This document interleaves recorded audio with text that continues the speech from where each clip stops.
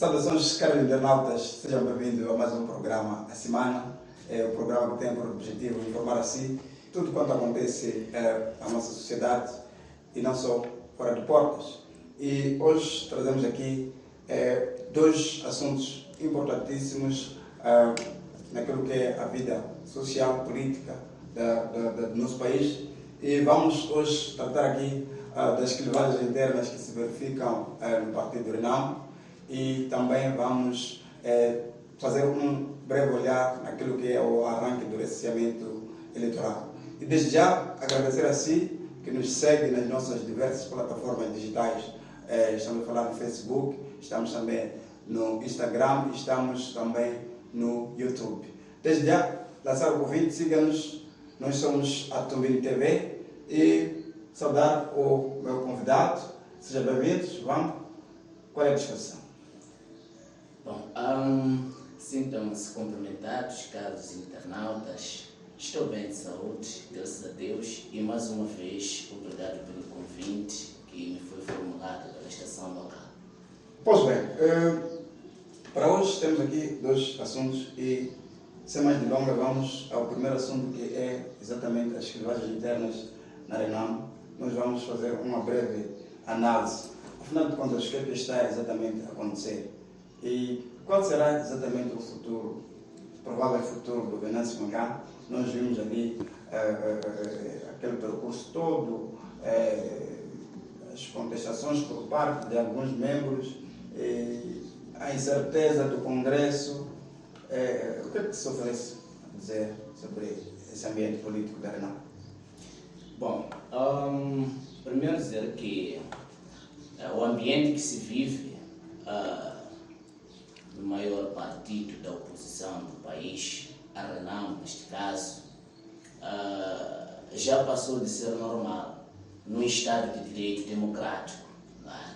Houve um tempo que nós até dizíamos que é um ato normal que existe na maioria dos países, sobretudo os países em que ainda são tainhas, não é? Em termos da democracia, mas parece já atingir outros contornos. Não é?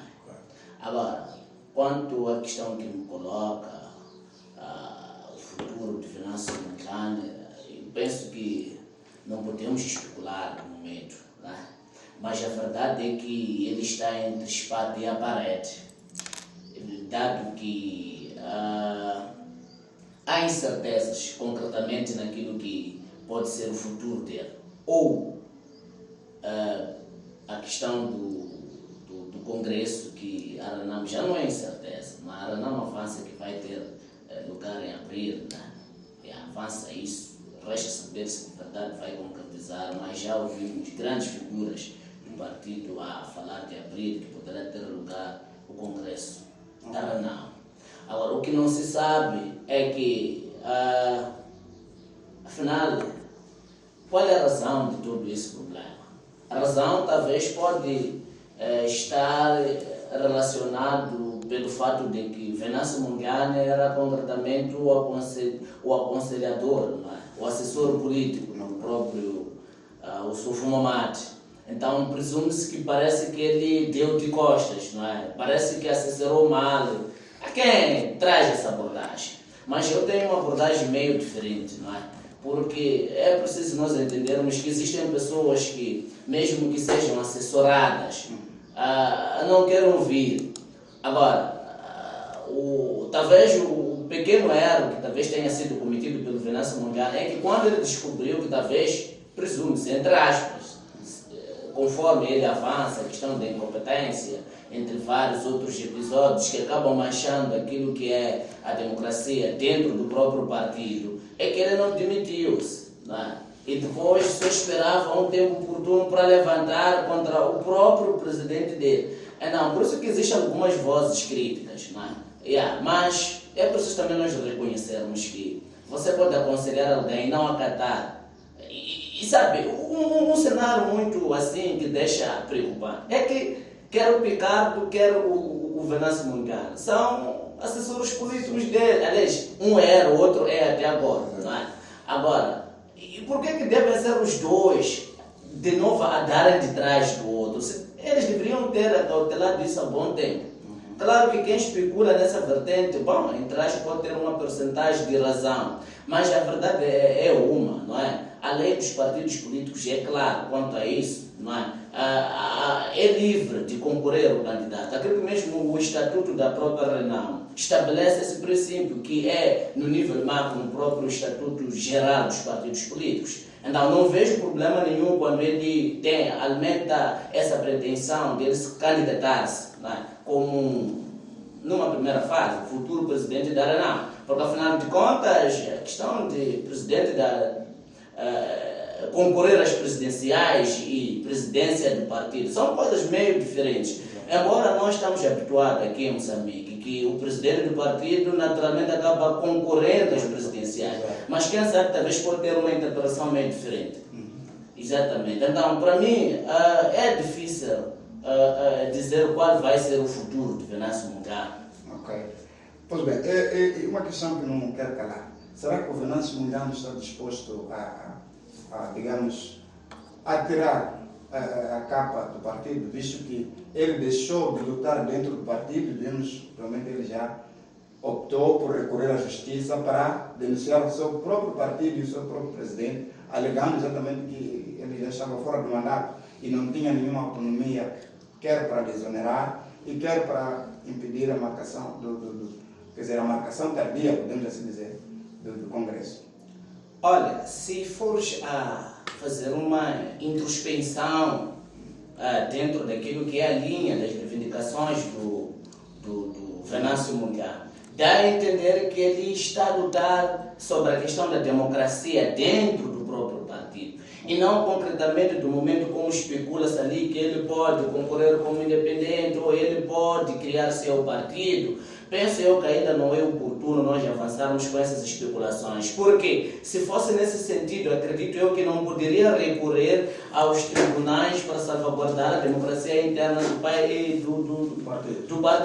Veja só, a Lei 3/2019, que é a lei naturalmente que orienta a questão da eleição dos órgãos, a nível, que é a lei eleitoral vigente, é claro quanto a isso. São os elementos que devem garantir a transparência de todos os processos eleitorais, são os tribunais e o próprio Conselho Constitucional. Então eu penso que ele valeu-se dessa prerrogativa para recorrer a essas instâncias indicadas pela lei, para colocar aquelas que são suas reclamações, que se calhar nem são suas, são reclamações talvez de algumas pessoas que eximem-se de falar, têm medo, não se pronunciam, mas acredito que dentro da própria Renamo há pessoas também que reivindicam essa própria democracia. Então, eu penso que não é a altura suficiente para nós avançarmos com especulações de que ele pode ou não sair do partido, mas eu entendo que o desafio que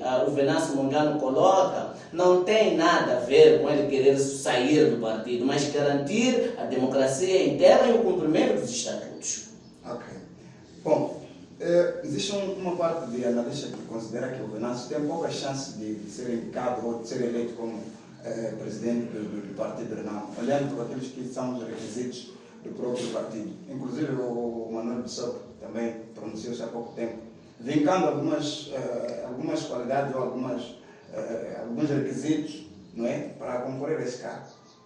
Será que há chances de Venâncio, no caso de marcar o seu congresso, há chances de ele concorrer e passar para a presidência do partido? Passar ou não passar é imprevisível. Mas a verdade é que uma das coisas que sempre é avançado, sobretudo nos partidos políticos, é a questão da antiguidade.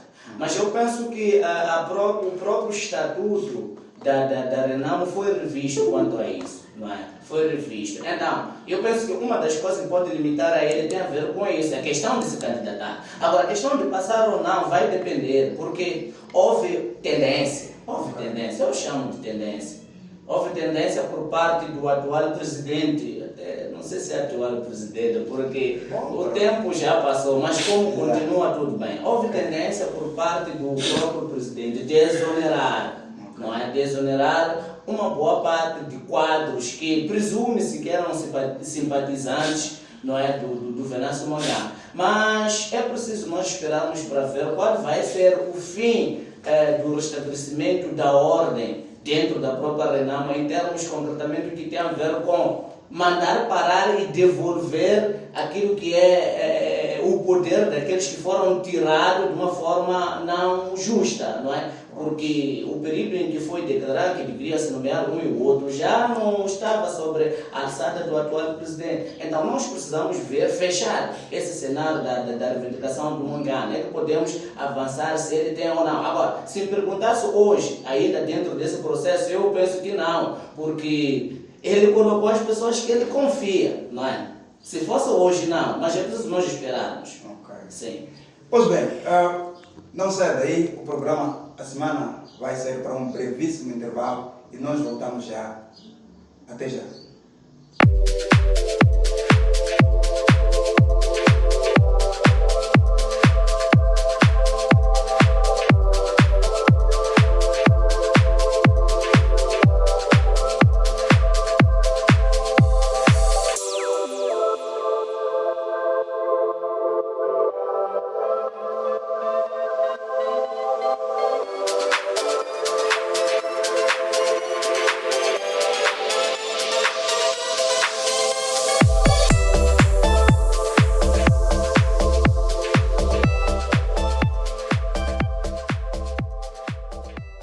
Ora viva, seja bem-vindo à segunda parte do nosso programa, A Semana, e nós vamos dar continuidade ao nosso debate aqui. João, arrancou a 15 de março o recenseamento eleitoral, para alguns casos é atualização, mas para os distritos que não são municipais é mesmo um recenseamento de reis. Temos visto nos pleitos anteriores muitos problemas. Como é que avalia esse processo? Olhando mesmo para aquilo que é o histórico do recenseamento do nosso país, temos visto problema de avaria de máquinas, problemática da corrente, ora porque os painéis não têm suporte, trabalham alguns dias. Será que não corremos o risco de entrarmos de novo nessa onda de avarias e esses problemas que sempre temos verificado? Bom, a questão do recenseamento eleitoral, eu penso que é um tema muito profundo e que exige uma análise, não é, bem orientada e com menos especulações. A verdade é que iniciou o recenseamento eleitoral e que posso chamar de raiz de todo o processo eleitoral. Embora tenha os seus antecedentes, que é a questão da formação dos agentes de educação cívica, a própria formação dos formadores também, não é? Então, eu penso que quando nós queremos discutir o orçamento eleitoral, é preciso ver os seus antecedentes. Como é que ocorre a questão, por exemplo, que tem a ver com, eu não sei se mesmo aquilo é um concurso ou não, mas vamos chamar assim, porque é colado nas vitrinas do Estado, provincial, distrital, por aí, a questão dos formadores. Não é? O recenseamento, podemos, entre aspas, inicia aí, porque esses são os pilares fundamentais que transmitem o conhecimento que os recenseadores depois aplicam no terreno. Nós não podemos simplesmente, quando há erros que têm a ver com o processo de recenseamento, subir em cima dos recenseadores. É preciso também chamar a colação como é que ocorre a formação, como é que ocorre a seleção também dos formadores, que depois são responsáveis por transmitir os seus conhecimentos àqueles que serão os futuros recenseadores. Também é preciso olhar a questão da fiscalização e outros trâmites essenciais que orientam o próprio processo. Eu penso que os problemas são vários, não é? Eu trabalho aqui no distrito de Milange, já fiz digressão por todo o distrito, a querer perceber questões que têm a ver com abstenções eleitorais. Uma das coisas que sempre é indicada pelos nossos entrevistados cinge-se concretamente com a questão do recenseamento. A questão do recenseamento, a questão dos formadores de agentes de educação cívica e dos próprios brigadistas. Não, quer dizer que é um problema profundo e que exige uma análise também profunda. Não é?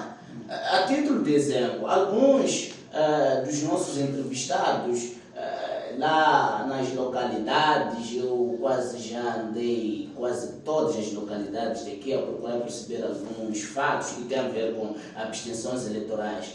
Há casos em que acusa-se, não é? Acusa-se os membros, chamam de EP, não é MMV, não, aqueles recenseadores, não é? Acusam os recenseadores de ter uma orientação externa, não é?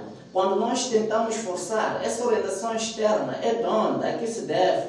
Claro que a população tem medo de dizer é isto, depois não entende qual é a natureza de um trabalho de pesquisa, mesmo explicando. Mas o cerne é que eles avançam que há tendências de um certo partido, não é? E que talvez pode ter início logo durante o período da formação, não é? A tendência em que sentido? Parece que os líderes locais são acusados porque nós não temos provas, não podemos falar com propriedade isso, mas é o que nós escolhemos no terreno, não podemos deixar de avançar aqui. Os líderes locais são acusados de fornecem listas que essas pessoas são as que têm prioridade em primeiro lugar no âmbito do recenseamento. Agora, resta saber se é verdade ou não. Tentamos trazer o cruzamento com alguns eleitores, mas eles também cingem-se na mesma. Agora, parece ser verdade, porque também é um estudo recente que foi publicado neste ano pelo CIP, da autoria do Joseph Hallam. Ele narra a questão do recenseamento, ou seja, fraudes eleitorais no país, desde as primeiras eleições até estas de 2023, as municipais. E também ele avança essas questões que nós detectamos no terreno. A questão de listas, quer dizer, algumas pessoas são mais privilegiadas em detrimento de outros. Depois também avança essa questão de que parece que depois daquelas listas, há tendência de avarias constantes de máquinas. Não é? Outros até referem a questão de que é possível recensear, dizer volta amanhã ou depois de amanhã, depois chega no local. Não há cartão, depois vai recenseando de novo e no fim atinge-se a questão dos prazos de recenseamento. Então outras pessoas acabam sendo inibidas de exercer o seu direito de recenseamento para depois finalmente avançar aos pleitos eleitorais. Então é um tema muito profundo que eu penso que, a ser verdade, que existe essa questão de priorizar listas de detrimento, viola concretamente a lei eleitoral, sobretudo a questão de, se for já ver o artigo 7, não é? O artigo 7 da lei eleitoral 3/93, 3/2019, que é a atual lei, que é vigente, não é? Viola um princípio fundamental, que é o direito que as pessoas devem ser tratadas de forma igual.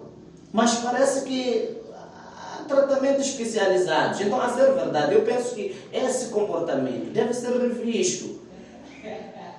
Pois bem, na sua abordagem eu fui percebendo que vinca-se aqui uma possibilidade de começar a selecionar eleitores, ou seja, eleitores favoritos ou favoráveis, podemos assim considerar. Será que existe alguma relação entre a fraude e o processo de recenseamento? É indiscutível a questão de fraude. A fraude eleitoral é o quê? Fraude eleitoral não ocorre apenas na mesa. É uma questão das teorias de preparação. É uma questão das teorias de preparação. Começa logo com a questão da indicação dos formadores, não é? A questão dos programas que orientam também a própria formação. Não é? Se isso não estar bem acautelado, de qualquer das formas, pode consubstanciar a ocorrência de fraude eleitoral. Ok. E mesmo para terminar, olhando pelo histórico que o país já tem de experiência de eleições, será que não há mesmo condições de termos máquinas e aperfeiçoar técnicos capazes de cobrir todo o processo sem as constantes avarias e sem essa dificuldade de não abranger outras localidades, vimos no especialmente passado, algumas brigadas tinham que se movimentar, tinham que fazer escala, paravam numa assembleia, recebiam alguns dias, depois tinham que se movimentar para outros pontos. Será que não há condições mesmo no país para equipar todas as assembleias com máquinas para recensear toda a população? Bom, se há ou não condições, é difícil de dizer. Mas a verdade é que, se comprovar-se que existem favoritismos, não é, no âmbito do recenseamento, e se for também verdade que há casos em que as máquinas avariam de forma propositada, não há espaço nenhum para dizer que pode-se fazer aquilo, mas aquilo, porque é uma orquestra, é orquestrado para atingir um determinado objetivo. Agora, quem faz isso é o que nós não sabemos, porque o país, desde a Constituição de 1990, envergou por um processo democrático. E a democracia também faz parte daquilo que é a lei-mãe do país. A nossa Constituição da República é clara, sobretudo no artigo número 3. O artigo número 3 da Constituição da República avança que Moçambique é um Estado de Direito Democrático. E os princípios do Estado de Direito Democrático estão muito distantes desses fenômenos de orquestração de fraudes, favoritismo de um em detrimento do outro. Então, a ser verdade, nós como sociedade moçambicana, e os que são de direito, sobretudo o STAI, a CNE, não é? Que são os órgãos que o artigo 9 da Lei 3/2019 são os responsáveis pela fiscalização de todo o processo eleitoral, deve colocar-se no sentido de reverter este cenário. Porque nós, se queremos de verdade um processo democrático real, é preciso também nós anuirmos aquilo que são os princípios democráticos. Ou vamos pela democracia, ou vamos por outras formas de tipos de governo. Pois bem, muito obrigado, João. Nós vamos terminar por aqui nosso programa de hoje. Assim, caro internauta, desde já também agradecemos a sua audiência e siga as nossas páginas e continue conosco. Nós somos a Tumbini TV, conectando Milães ao mundo. Até a próxima.